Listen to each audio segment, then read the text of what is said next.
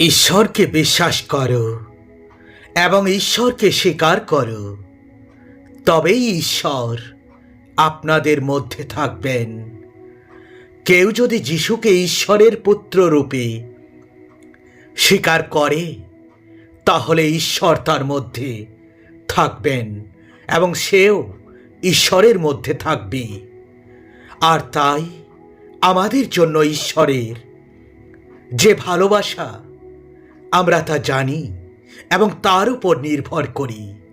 এসো আমরা অটলভাবে আমাদের প্রত্যাশা স্বীকারোক্তি আঁকড়ে ধরে থাকি, কারণ যিনি প্রতিশ্রুতি দিয়েছেন তিনি হলেন বিশ্বস্ত। পিতা ঈশ্বরের মহিমার জন্য প্রত্যেকটি জিহ্বা স্বীকার করে যে যীশু খ্রিস্টেই হলেন প্রভু। যদি তুমি যিশুই প্রভু বলে মুখে স্বীকার করো ও হৃদয়ে বিশ্বাস করো যে ঈশ্বর তাকে মৃতলোক থেকে উত্থাপিত করেছেন, তাহলে তুমি অবশ্যই পরিত্রাণ পাবে। কারণ হৃদয়েই তুমি বিশ্বাস করো ও ধার্মিক প্রতিপন্ন হও এবং তোমার মুখে তা তুমি স্বীকার করো ও পরিত্রাণ পাও। শাস্ত্র যেমন বলে, যে কেউ তার উপরে বিশ্বাস করে সে কখনো লজ্জিত হবে না।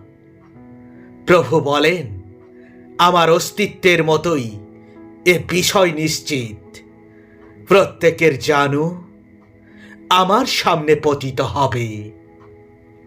প্রত্যেক জিহ্বা ঈশ্বরের গৌরব স্বীকার করবে।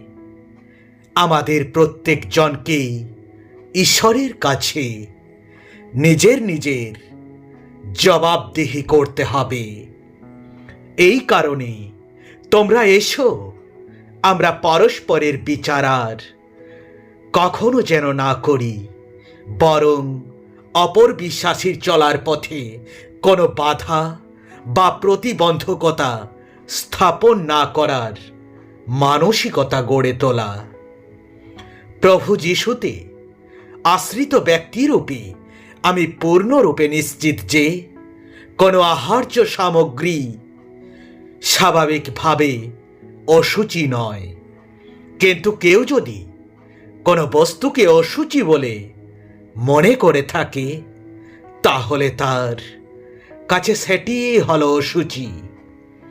তুমি যা খাও সেই কারণে তোমার ভাই যদি অস্বস্তি বোধ করে, তাহলে তুমি আর ভালোবাসায় ক্রিয়াশীল হচ্ছ না। তোমার খাদ্যাভ্যাসের জন্য তোমার ভাইয়ের বিনাশের কারণ হইও না তুমি, যার জন্য খ্রিস্ট মৃত্যুবরণ করেছিলেন। তুমি যা ভালো মনে করো সেই বিষয়ে তাকে মন্দ বলার সুযোগ দিও না। তুমি কিন্তু ঈশ্বরের লোক। এসব বিষয় থেকে পলায়ন করো এবং ধার্মিকতা, ভক্তি, বিশ্বাস, ভালোবাসা, ধৈর্য এবং মৃদুতার পশ্চাৎ ধাবন করো। তুমি বিশ্বাসের উত্তম সমরে সংগ্রাম করো, শাশ্বত জীবনে প্রতিষ্ঠিত থাকো, কারণ এরই জন্য তুমি আহুত হয়েছ এবং বহু সাক্ষীর সমক্ষে তোমার উত্তম স্বীকারোক্তি ঘোষণা করেছ। তুমি যিনি সকলকে জীবন দান করেন, সেই ঈশ্বরের দৃষ্টিতে ও খ্রিস্ট যিশুর দৃষ্টিতে, যিনি পন্তীয় পিলাতের দরবারে সাক্ষ্য দেওয়ার সময় উত্তম স্বীকারোক্তি করেছিলেন, আমি তোমাকে এই আদেশ দিচ্ছি। আমাদের প্রভু যীশু খ্রিস্টের আগমনের পূর্ব পর্যন্ত এই আজ্ঞা নিষ্কলঙ্ক ও আনন্দনীয় রূপে পালন করো, যা ঈশ্বর তার উপযুক্ত সময়ে প্রদর্শন করবেন, যিনি পরমধন্য, একছত্র অধিপতি, রাজাধিরাজ এবং প্রভুদের প্রভু, একমাত্র অমর অধরা জ্যোতির মাঝে যার অবস্থান, যাকে কেউ কখনো প্রত্যক্ষ করেনি এবং করতে পারো না, তার এই প্রতি হোক সমাদর এবং চিরস্থায়ী পরাক্রম। আমিন। আমি তোমার কাছে আমার পাপ স্বীকার করলাম, আর আমার কোনো অপরাধ আমি গোপন করলাম না তোমার সম্মুখে।